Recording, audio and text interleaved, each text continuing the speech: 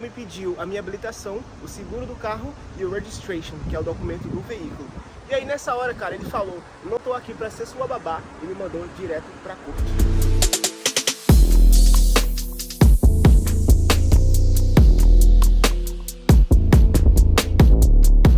Fala galera, tudo bem com vocês? Eu sou o Jonatas do canal Vambora John e eu estou falando hoje daqui da cidade de Boca Raton, no sul da Flórida, nos Estados Unidos. E eu vou contar pra vocês como foi a minha experiência quando o policial me parou no trânsito, me multou e ainda me mandou pra corte para responder um processo. Vou contar toda essa história pra vocês, então já fica nesse vídeo até o final, mas antes, não se esquece de descer o dedo aí no like, porque ajuda muito aqui na divulgação do canal e mostrar que esse conteúdo também pode ser relevante para outras pessoas. Então já deixa aqui o seu joinha, se inscreva aqui no canal e ative o sininho para receber as notificações todas as vezes que eu postar vídeo novo. Aqui na Flórida, pessoal, os policiais, eles têm uma meta de multas a serem aplicadas. Então muitas vezes, principalmente no final do mês, a polícia vai começar a se esconder só com o radar ali, ó, apontando para pegar as pessoas que estão acima da velocidade, para pegar as pessoas que estão embriagadas no trânsito. Claro, é o trabalho deles, sim, com certeza. Mas muitas vezes eles fazem na sacanagem, ficam assim, tipo, bem escondidos mesmo. Então, não esperem que seja igual aí no Brasil, que a gente tem aqueles radares fixos, né? E você sabe já onde é que estão os radares, você já vai reduzindo quando vai chegando lá, se você estiver andando acima da velocidade. Aqui não é assim. Aqui a polícia pode parar a viatura lá em qualquer lugar e apontar aquele radar móvel, e é isso aí que vai te multar. Mas aí para poder te multar, você tem que ser parado, que aqui a gente chama de pull over, que é quando a polícia para algum carro no trânsito. E aí muitas vezes, quando eles te param, eles vão perguntar logo assim, você sabe o que você fez? Sabe por que eu te parei? Se isso acontecer com vocês dirigindo aqui nos Estados Unidos, nunca diga, ah, você me parou porque a minha seta está queimada, tipo alguma coisa do tipo assim.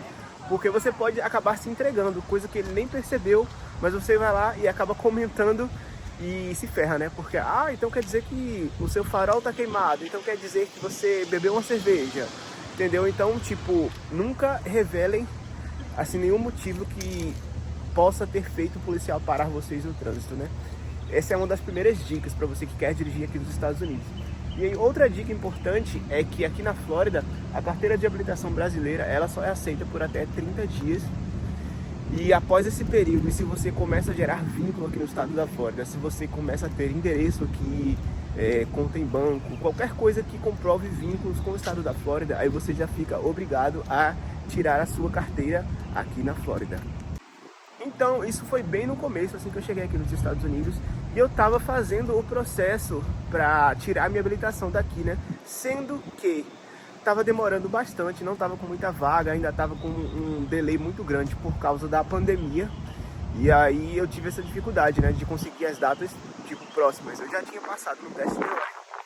E aí, quando você passa aqui no teste teórico, se você quiser saber mais como tirar a habilitação aqui na Flórida, vou deixar o link aqui na descrição desse vídeo, ensinando você passo a passo, do zero, a tirar a sua habilitação aqui no estado da Flórida.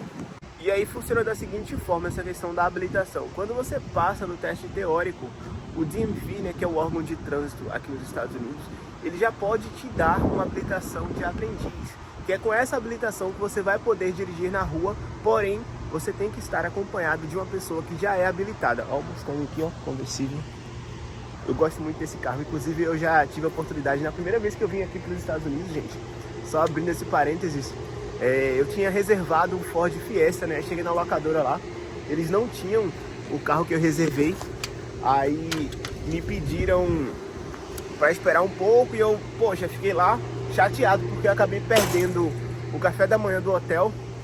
Mas aí, depois de esperar mais ou menos uns 30 minutos, aproveitei para ir numa padaria ao lado da locadora de carros e fui lá, comi um pãozinho com um cafezinho com leite e depois eu voltei lá para a locadora, aí o rapaz veio me atender novamente e falou: infelizmente eu tenho uma notícia boa e uma ruim, qual que você quer primeiro? Aí eu falei, manda a boa primeiro. E aí, cara, ele pegou e falou, a boa é que eu vou fazer um upgrade sem custo pra você, porque a gente não tem o carro que você reservou. E aí eles me deram um Mustang. E eu lá, tipo, joga esse Mustang preto na minha garagem, yeah. E, mano, eu fiquei, tipo, eu nem acreditei no que eu tava vendo, tá ligado? Porque aqui eles levam muito a sério essa questão do direito do consumidor. Tô aqui agora na beira da piscina do condomínio aqui. descansando um pouquinho enquanto eu converso aqui com vocês. E aí, gente, retomando o assunto principal do vídeo, agora que eu cheguei e sentei um pouquinho, foi o seguinte, estava eu lá dirigindo, já tinha passado no teste teórico do DMV, mas eu ainda não tinha minha habilitação definitiva, e por descuido meu, porque eu não tinha um vídeo igual a esse que eu fiz explicando como tirar a habilitação aqui nos Estados Unidos, que eu dei todos os detalhes, então eu não sabia que quando eu passasse no teste teórico, eu já teria direito a ter essa habilitação temporária. E aí o que aconteceu? Eu estava parado no sinal vermelho, o policial chegou do meu lado, tipo, me deu o anúncio para poder eu encostar, né? Queria me parar, e aí ele pediu o documento do carro, né? Que a gente chama de registration, pediu o seguro, que é outra coisa, não sei se vocês sabem, mas o seguro é obrigatório aqui nos Estados Unidos, então se você tem um carro, você tem que ter seguro, é um dos documentos que a polícia vai te pedir caso eles parem você no trânsito. E pediu também a minha habilitação. Aí eu passei para ele o seguro do carro, passei o registration, mas eu ainda não tinha a minha habilitação, então eu falei para ele a situação, eu expliquei, mas ele não quis saber, e aí por causa disso, minha gente, ele falou que eu estava trafegando a 53 milhas por hora numa pista que era de 35, e aí por causa disso ele me parou, né, porque a polícia não pode simplesmente parar você aleatoriamente sem ter um motivo de suspeita ou sem ter flagrado você cometendo alguma infração. Aqui é assim, então muita gente confia nisso e acaba dirigindo embriagado, mas eu já digo de antemão para vocês, não façam esse tipo de coisa, porque a lei aqui é muito rígida e se você for flagrado, isso aí pode colocar a perder todo o seu processo migratório e tudo que você almeja aqui nos Estados Unidos. Então, sejam conscientes no trânsito, respeitem os limites de velocidade, porque a tolerância é zero, gente. Zero não, tá, vou falar a verdade aqui, tipo, até 5 milhas por hora acima da velocidade máxima permitida na via, você só toma uma advertência verbal. A partir disso, passou de 5 milhas por hora, você já comete uma infração de trânsito, que aí é passivo de multa. E aí, dependendo do excesso de velocidade, por exemplo, se você está numa pista de 65, você está acima de 80 e você já entra na questão de uma infração que não é só uma infração de trânsito, mas se enquadra também como um crime e você vai acabar indo para a corte. E aí, nesse meu caso, o policial alegou, eu não sei isso, tipo, o policial alegou que eu estava a 53 numa pista de 35. Eu discordo, inclusive eu aleguei lá na corte esse argumento, porque no momento em que ele me parou, eu não tinha como ter consciência de que eu estava acima da velocidade, porque eu estava parado no sinal vermelho. Então esse já foi um ótimo argumento.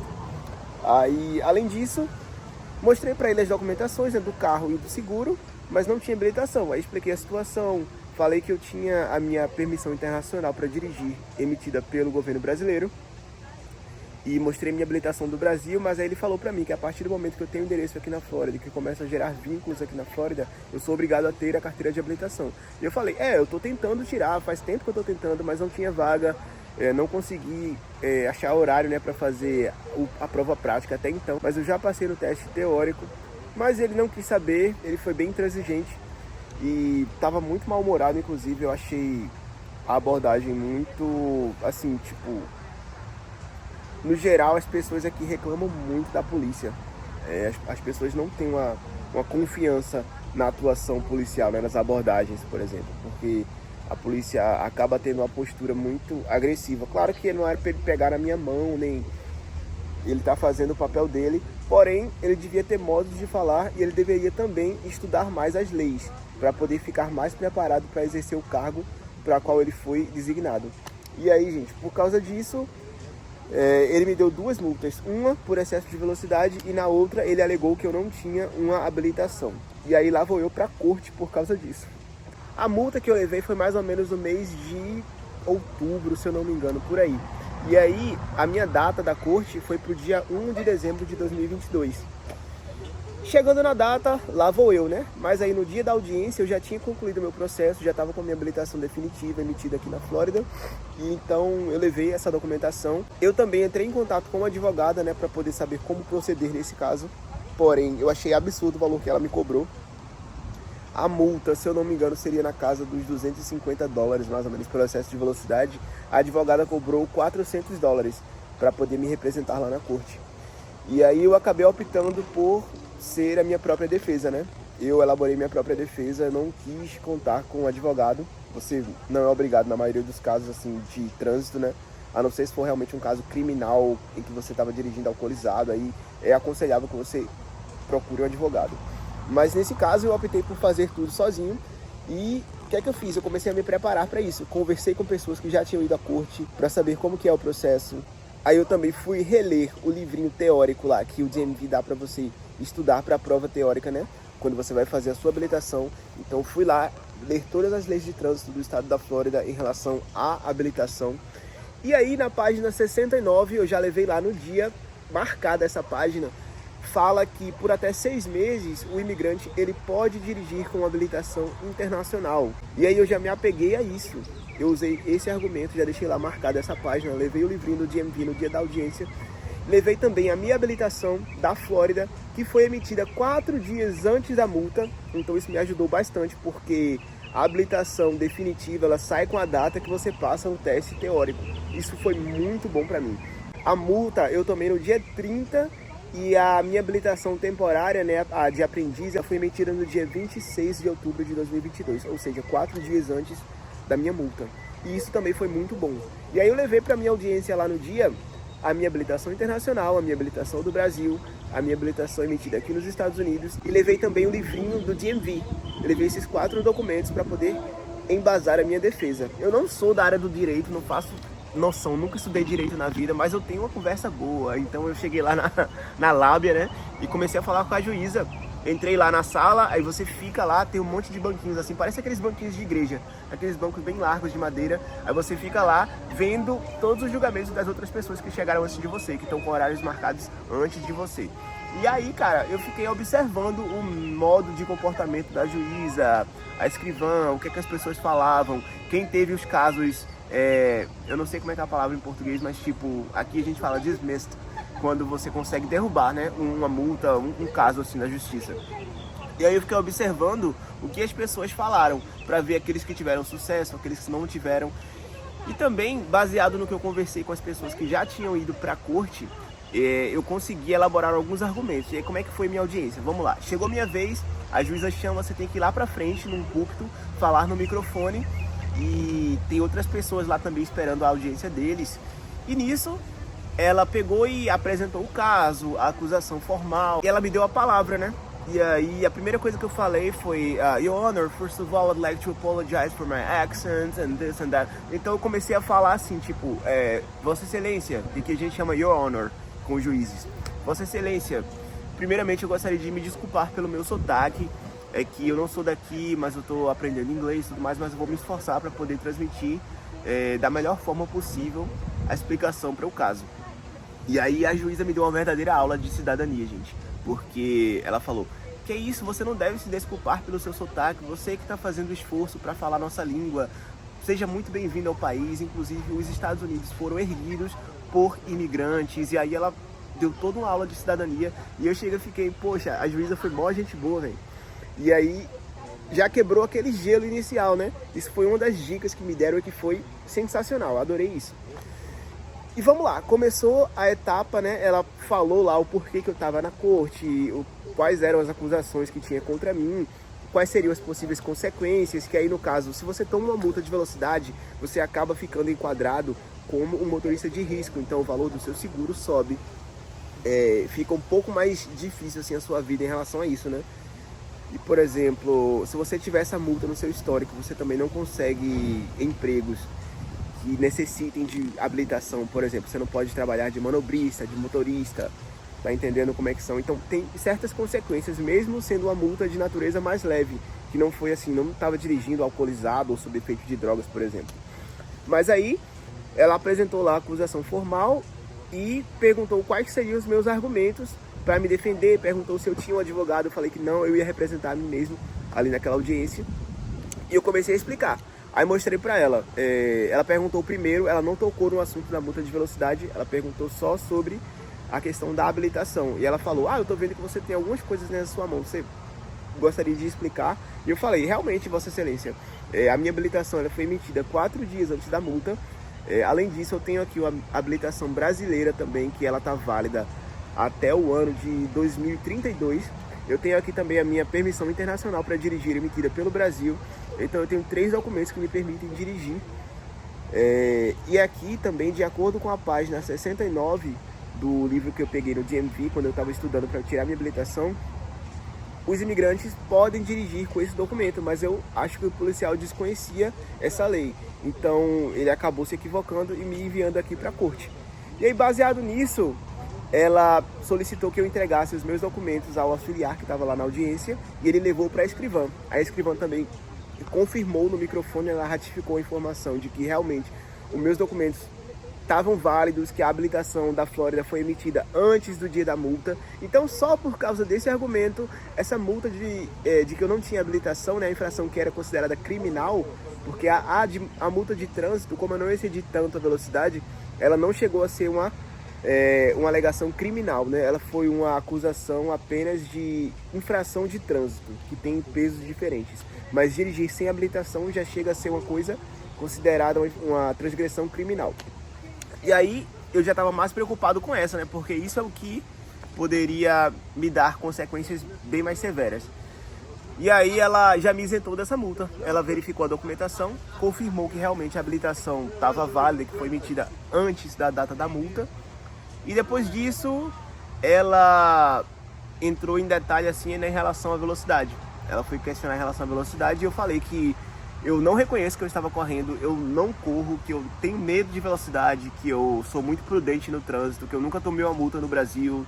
Falei, contei a minha versão, falei que inclusive quando o policial me parou, eu estava no sinal vermelho, então é impossível no momento da abordagem policial eu estar acima da velocidade, uma vez que eu estava parado. E nisso os policiais têm câmeras, se ela quisesse averiguar a situação mais a fundo, ela poderia verificar e confirmar o que eu estava falando. E aí eu só falei a verdade. E baseado nisso eu consegui derrubar as 2 multas. E a justiça aqui, gente, não é gratuita, então você tem que pagar o valor pela audiência.